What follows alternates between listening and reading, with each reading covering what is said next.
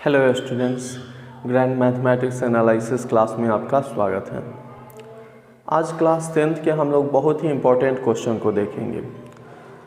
आप लोगों को वही क्वेश्चन हम बता रहे हैं जो परीक्षा की दृष्टि से बेहद इम्पोर्टेंट है, तो आप भी मेरे साथ बने रहिए और जो भी क्वेश्चन हम बता रहे हैं उसका निरंतर प्रयास करते रहिए। एक भी ऑब्जेक्टिव आपसे छूट नहीं पाएगा। तो आज का हम लोग पहला क्वेश्चन देखेंगे। यहाँ पे पहला कहता है, यहाँ यदि द्विघात बहुपद ax square plus bx plus c के बराबर ax स्क्वायर प्लस bx बराबर c के मूल अल्फा और बीटा हो तो अल्फा प्लस बीटा का मान होगा। तो हम जानते हैं अल्फा प्लस बीटा का जो मान होता है यह -b/a के बराबर होता है, तो इसका आंसर हो जाएगा a। अगला क्वेश्चन कहता है, यदि समीकरण 3x square minus 10x plus 3 बराबर 0 के एक मूल 1/3 है तो दूसरा मूल हमसे पूछता है। तो बिल्कुल आसान है। एक मूल मतलब कि अल्फा जो है वो 1/3 दिया हुआ है, तो हमें बीटा का ही वैल्यू निकालना है। तो यहाँ a का मान तो x स्क्वायर का गुणांक 3, b का मान तो x का गुणांक -10 और c का मान जो है ये 3 है। तो हम जानते हैं अल्फा इंटू बीटा मूलों का गुणनफल जो है c/a के इक्वल होता है। तो अल्फा का मान 1/3 गुना बीटा और इधर c का मान 3 और a का मान 3 से 3 कट गया एक बार में। अब यह यहाँ बट्टा में उधर जाएगा तो बीटा बराबर हो जाएगा 3, तो इसका दूसरा मूल जो हो जाएगा वह 3 हो जाएगा। ठीक है। अगला प्रश्न कहता है, यदि द्विघात समीकरण 9x स्क्वायर, यहाँ हमें इक्वेशन दिया हुआ है 9x square plus 6kx plus 4 बराबर 0 का मूल वास्तविक एवं समान हो तो हमसे पूछता है k का मान। ठीक है। तो मूल जो है इसका वास्तविक और समान है तो k का मान हमसे पूछता है। तो a का मान यहाँ 9 है, b का मान जो है 6k है और c का मान जो है वो 4 है। मूल वास्तविक और समान होता है जब d ग्रेटर देन और इज इक्वल टू 0। तो d का मान तो होता है b square minus 4ac greater than और इज इक्वल टू 0। तो b का मान यहाँ 6k है, तो 6k का स्क्वायर -4 गुना a का मान 9 है और c का मान यहाँ 4 है ग्रेटर देन और इज इक्वल टू 0। तो हो गया यह 36k स्क्वायर और ये सब माइनस में उधर जाएगा तो प्लस में हो जाएगा, तो ग्रेटर देन और इज इक्वल टू 9 चौका 36 गुना 4। इस 36 से ये 36 काट दिए, गुना भी हम कर सकते थे इसको लेकिन नहीं किए जान करके। तो k ग्रेटर देन और इज इक्वल टू √4। तो k का मान जो है यहाँ पे होना चाहिए ग्रेटर देन और इज इक्वल टू -2 और ये प्लस माइनस आ जाएगा -2 और +2। ठीक है। तो इसका आंसर हो जाएगा यहाँ पे। अब हमें यहाँ चेक करने की आवश्यकता है। ठीक है ना, यहाँ हम चेक करेंगे इसमें रख के। तो यहाँ हम जो रख रहे हैं k का मान -2 लेते हैं एक। कभी कभी इसमें से एक ही आंसर सही हो पाता है दूसरा नहीं, तो इसके लिए हम चेक करके बता देते हैं। -2 अगर हम यहाँ k का मान -2 रखते हैं, ठीक है ना, तो 6 गुना -2 के स्क्वायर माइनस इसी में रख देते हैं 4 गुना 9 गुना 4 ग्रेटर देन और इज इक्वल टू आता है कि नहीं 0। तो 6 1 36 और 36 आई 2 दूनी 4, इधर 6 1 36 और गुना 4। तो इसका मतलब है कि ये दोनों आंसर जो है मेरा सही है, ये दोनों सेम है ग्रेटर देन और इज इक्वल टू 0। तो 0 बराबर ग्रेटर देन और इज इक्वल टू 0 आ जाएगा। ठीक है। तो इसका आंसर हो जाएगा यहाँ पे सी नंबर। नेक्स्ट क्वेश्चन कहता है, द्विघात समीकरण 4y square plus 4y plus 1 बराबर 0 के मूलों का गुणनफल होगा। तो मूलों का गुणनफल निकालना है। a का मान 4 है, b के मान 4 है और c का मान 1 है। तो अल्फा इंटू बीटा c/a होता है। यह क्वेश्चन आपको आएगा, इसलिए एकदम बना के रेडी रहिए। 1 और a का मान हो गया 4। ठीक है, अगला क्वेश्चन जो है देखते हैं।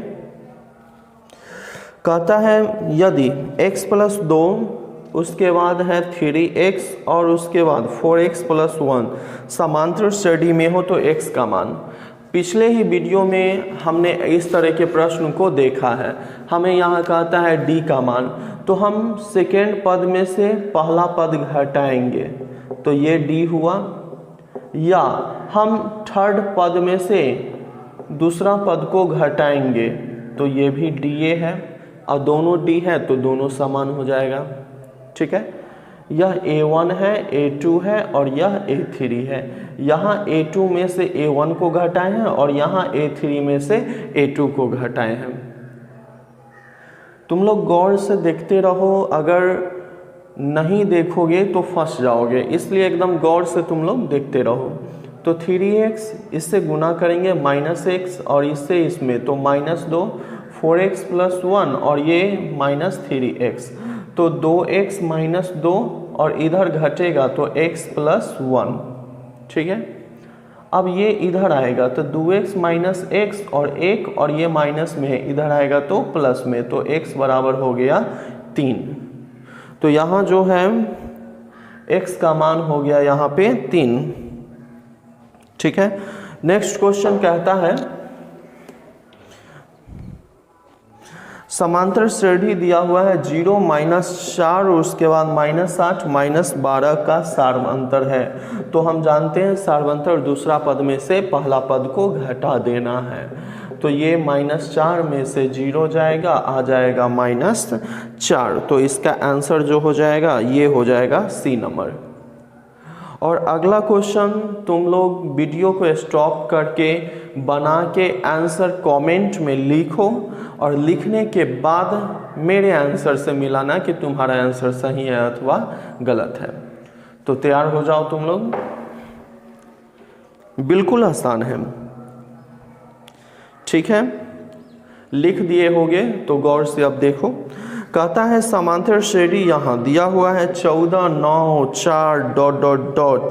का 12वां पद पूछता है, मतलब कि हमें A12 निकालना है। क्या होगा, तो यहाँ A का मान 14 है और D का मान, तो सेकेंड में से फर्स्ट को घटाएंगे तो आ जाएगा -5।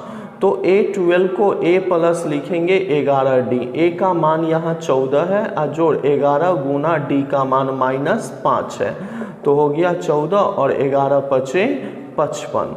हम 55 में से यहाँ 14 को घटाएंगे तो 1 और ये हो जाएगा मेरा 4, आ गया -41।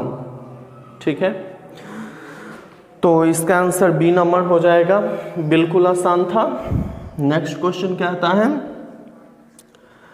यदि किसी समांतर श्रेणी का प्रथम पद 13 है, मतलब कि प्रथम पद A जो है 13 है और सार्वंतर जो है यहाँ -4 दिया हुआ हो, और इसके प्रथम 10 पदों का योगफल पूछता है हमें, मतलब कि S10 निकालना है। तो Sn बराबर फार्मूला होता है n/2 2a + n - 1 × d। तो S10 बराबर 10/2 और 2 गुना a का मान 13, n - 1 तो हो जाएगा 10 - 1 गुना d का मान -4। फार्मूला में बिल्कुल डाल देना है, तो हो जाएगा ये 2 × 5 = 10, तो 5 आ गया, 13 दूनी 26 और यहाँ ई प्लस और ये माइनस, या देखते हैं इसको घटाएंगे तो 9 गुना -4, तो हो गया 5 × 26 और ई प्लस माइनस हो जाएगा -9 × 4 = 36, तो 5 इसको घटाएंगे तो -10 आ जाएगा -50 आंसर। ठीक है, तो इसका आंसर जो हो गया वो हो जाएगा मेरा B नंबर। ठीक है, अगला क्वेश्चन कहता है यहाँ पे y अक्ष पर बिंदु जिसकी दूरी y2 से 5 है, निम्नलिखित में कौन है। ठीक है, मतलब कि यहाँ पे हम फिगर सबसे पहले बना देते हैं समझने के लिए। कहता है y अक्ष पर बिंदु जिसकी दूरी 4, 2 से 5 इकाई है। यहाँ पे एक बिंदु है, मान लेते हैं P, ये 4 2 है, और y अक्ष पर एक बिंदु है Q जिसका निर्देशांक मान लेते हैं 0 और y ही है, और इसके बीच की दूरी जो है ये दिया हुआ है 5। तो ये क्या होगा बिंदु Q, वही निकालना है हमें। तो ऑप्शन से भी हम बना सकते थे, ठीक है ना। तो ऑप्शन से अगर बनाएंगे तो इसका आंसर तुरंत आ जाएगा। जैसे -1, 0 है और 0 -1 है, और तीसरा जो है 2 -5 है और 3 5 है। तो y अक्ष का जो बिंदु होगा वह 0, b के रूप का होगा, मतलब x कोऑर्डिनेट 0 होगा। तो यहाँ पे जो है इस चारों ऑप्शन में एक ही ऑप्शन में x कोऑर्डिनेट 0 है, तो इसका आंसर जो हो जाएगा वो हो जाएगा मेरा बी नंबर। लेकिन मान लीजिए अगर 2 नंबर में पूछ ले तो आप कैसे बनाइएगा, तो बस फिगर ऐसे तैयारी रखना है और आगे बढ़ा देना है, ठीक है। ये x डैश था आपका, ये y और ये y डैश है, और ये मूल बिंदु है। तो हम PQ बराबर लिखते हैं, PQ स्क्वायर बराबर x1 माइनस x2 के स्क्वायर जोड़ y1 माइनस y2 के स्क्वायर। जब इधर स्क्वायर लिखेंगे तो इधर रूट लगाने की आवश्यकता नहीं है दूरी फार्मूला पर। तो PQ का मान ही 5 दिया हुआ है, और ये हो गया मेरा x1 और यह y1 हो गया। इसको मान लेते हैं x2 और इसको मान लेते हैं y2। तो हो गया यहाँ x1 माइनस x2, पहला में से पहला को घटाना है, ठीक है, और दूसरा में से दूसरा को घटाना है, हो गया। तो ई हो गया 25 25, 4 चौका 16, और ये y स्क्वायर 2 दूनी 4y और उसके बाद 2 दूनी 4। तो इस सब को इधर कर देते हैं, तो हो गया y स्क्वायर और ये हो गया -4y, ई हो गया अब जोड़ 20 और उधर गया तो 25। तो ये इस साइड आएगा तो हो जाएगा y square -4y -5 is equal to 0, घटेगा तो -5 आ जाएगा। अब इसका फैक्टर तोड़ देंगे, तो y square -4y -5 is equal to 0। तो y square -4y -5y plus y -5 is equal to 0। तो y कॉमन लेंगे तो y -5 और प्लस 1 कॉमन लेंगे तो y -5 इज इक्वल टू 0। तो हो गया y प्लस 1 और हो जाएगा y -5 इज इक्वल टू 0। तो जब y प्लस 1 को 0 के इक्वल करेंगे तो y इज इक्वल टू -1, और जब इसको y -5 को 0 के इक्वल करेंगे तो y इज इक्वल टू 5, ठीक है। तो यहाँ पे y अक्ष पे बिंदु है, तो y अक्ष पे बिंदु है तो ये जो होगा -1 0 -1 होगा, नहीं तो 0, y का मान 5 आया है तो ये होगा। तो 0 5 तो दिया नहीं हुआ है, तो एक ही आंसर हो गया 0 -1। और इस तरीका के क्वेश्चन को पहले आप लोग देख लीजिएगा ऑप्शन में क्या है और उसके बाद बनाइएगा, नहीं तो होगा क्या, ऑब्जेक्टिव क्वेश्चन है, सब्जेक्टिव की तरह बनाना होगा। अगला कहता है यहाँ बिंदु R, बिंदु A और B को मिलाने वाले रेखाखंड AB का मध्य बिंदु है। मतलब बिंदु R जो है यह AB रेखाखंड है। A का कोऑर्डिनेट दिया हुआ है 6, 5 और B का कोऑर्डिनेट है 4, y, और R जो है दोनों का मिडल पॉइंट है, इसका कोऑर्डिनेट 5, 6 है, तो y की वैल्यू है। तो बिल्कुल आसान है, वो R जो है मध्य बिंदु है, तो हम जानते हैं पहला को पहला के साथ जोड़ के दूसरे भाग दे देंगे, उसके बाद दूसरा को दूसरा में जोड़ के दूसरे भाग दे देंगे, हो गया। अब R का वैल्यू 5, 6 है और इधर हो गया 10, 10 में दूसरे भाग देंगे तो 5। अब इधर हो गया 5 जोड़ y बट्टा में 2, ठीक है। अब हम जानते हैं यहाँ से तुलना करना, पहला पहला बराबर होता है तो दूसरा दूसरा भी बराबर ही होता है, तो 6 को बराबर करेंगे 5 प्लस y बट्टा 2। अब तिरछा तिरछी गुना करेंगे तो इसको दोनों से तो 5 प्लस वाई बराबर 6 दूनी 12, ठीक है। तो y बराबर क्या होगा, तो y बराबर हो जाएगा 12, उधर जाएगा 5 तो माइनस में, तो y बराबर हो जाएगा यहाँ 7। तो इसका आंसर हो जाएगा बी नंबर, ठीक है। अगला क्वेश्चन देखेंगे हम लोग। कहता है यहाँ 7 3 5 8 0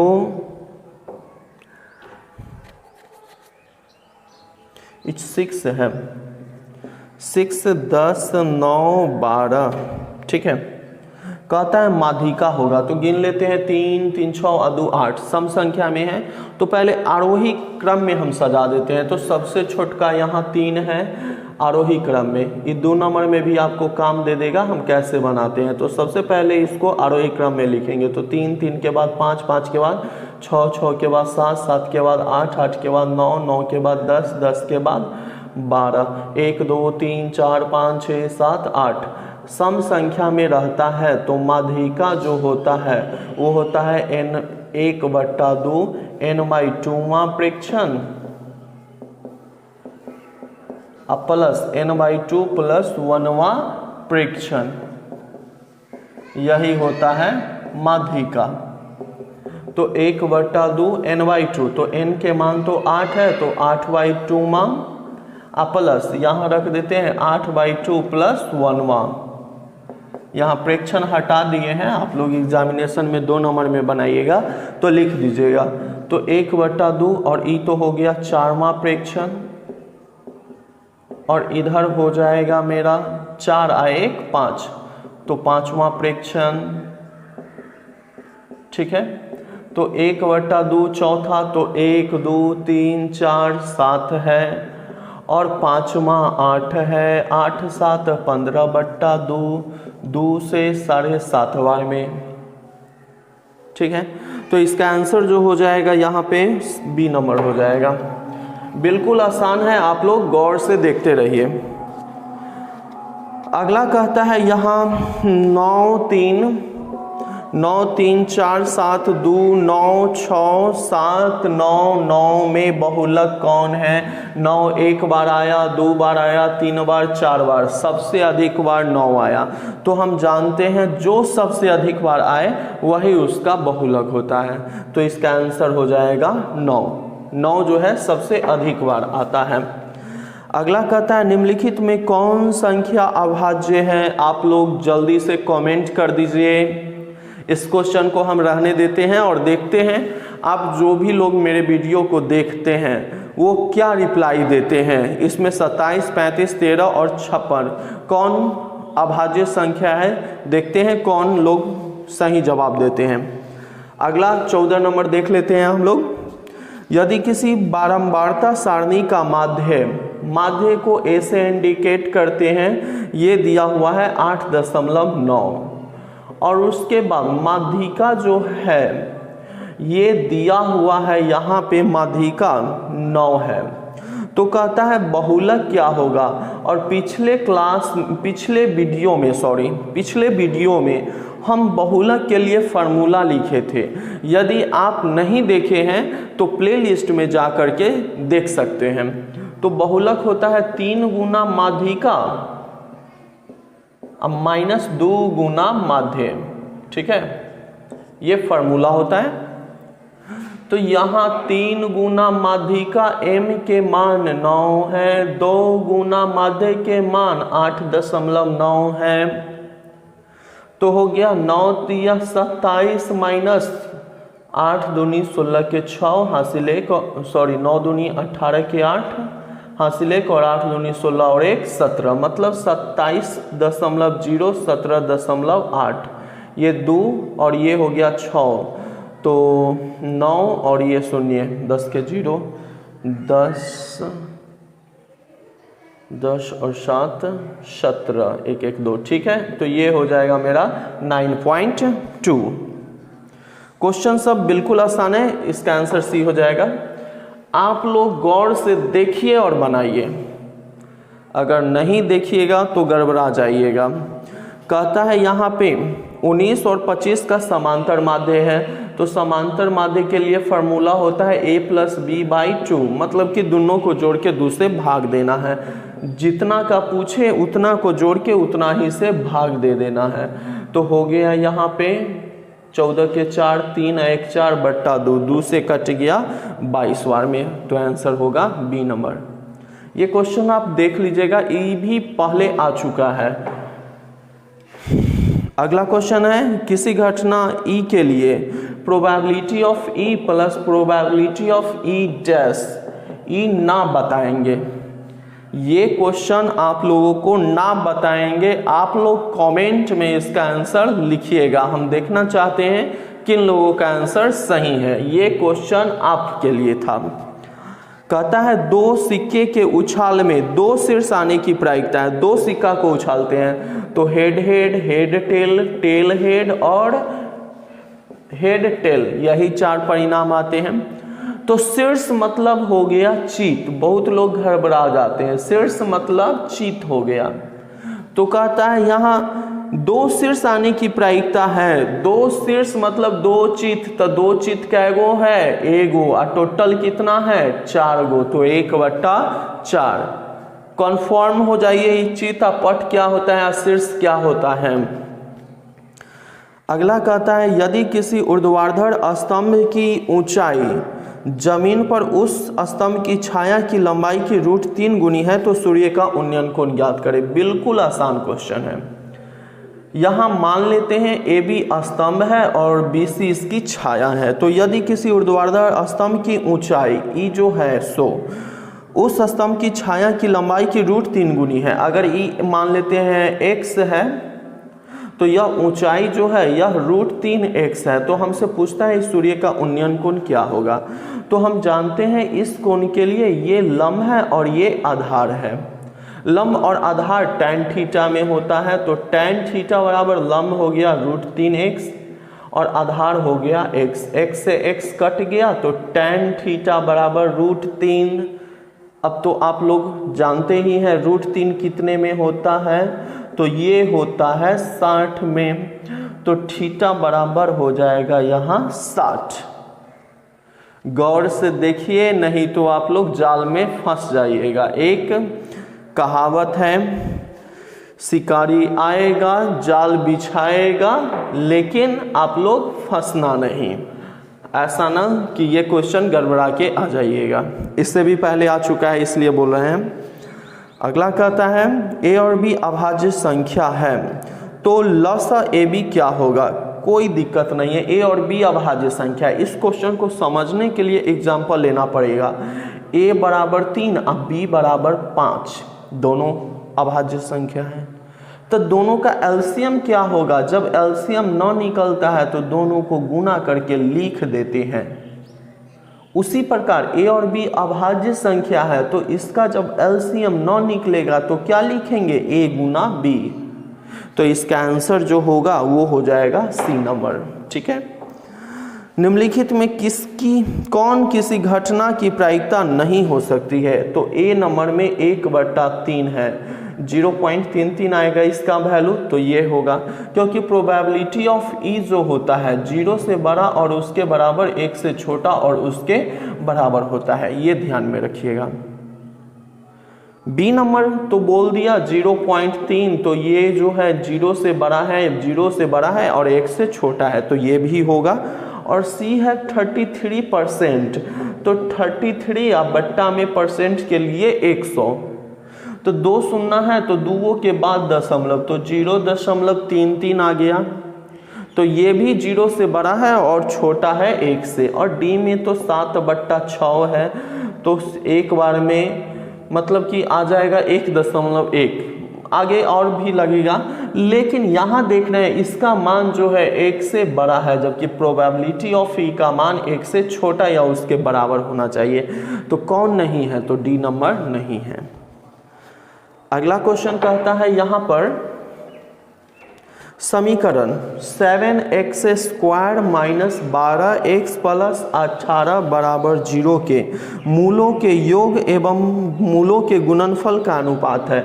मूलों के योगफल और मूलों के गुणनफल का अनुपात है, यही पूछता है। और अब तक का क्वेश्चन सबसे अच्छा क्वेश्चन, ये अभी तक एक भी बार नहीं आया है।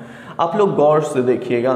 तो सबसे पहले यहाँ a का मान x² का गुणांक 7 है, b का मान तो x का गुणांक -12 है और c का मान तो अचर पद 18 है। ठीक है। और यहाँ पे जो है मूलों का योगफल और मूलों के गुणनफल का अनुपात पूछता है, तो ऊपर लिखना है मूलों का योगफल जो कि होता है -b/a के इक्वल और मूलों का गुणनफल c/a होता है। अब नीचे से नीचे काट देना है, तो ये -b/c आ गया, तो -b के मान हो गया -12 और c के मान हो गया 18, तो ये लिखेंगे 12/18। अब 6 से 6 दूनी 12, 6 18 आ गया 2/3, तो इसका आंसर हो जाएगा 2:3 डी नंबर। ठीक है। अगला क्वेश्चन कहता है यदि द्विघात समीकरण ax² plus bx plus c के मूल बराबर हो तो c का मान होगा।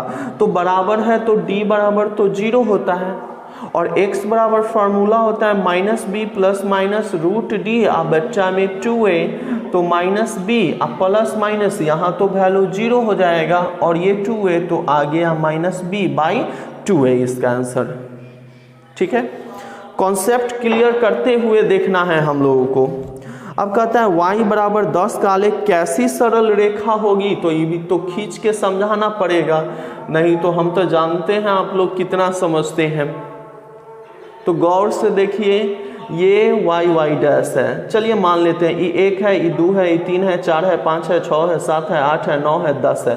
तो y बराबर 10 का आलेख जो होगा ये हो गया और ये किसके समांतर लग रहा है, x अक्ष के। तो कहता है यहाँ y बराबर 10 का आलेख कैसी सरल रेखा होगी, तो x अक्ष के समांतर, ए नंबर। अगला प्रश्न है निम्नलिखित में कौन सा बिंदु तृतीय चतुर्थांश में है। तो हम जानते हैं पहला का चेन प्लस प्लस, दूसरा का चेन माइनस प्लस, तीसरा का चेन माइनस माइनस और चौथा का चेन प्लस माइनस। तो कहता है दोनों में माइनस जो है वो बी नंबर में है, -4 -6, तो यही हो गया आंसर। ठीक है।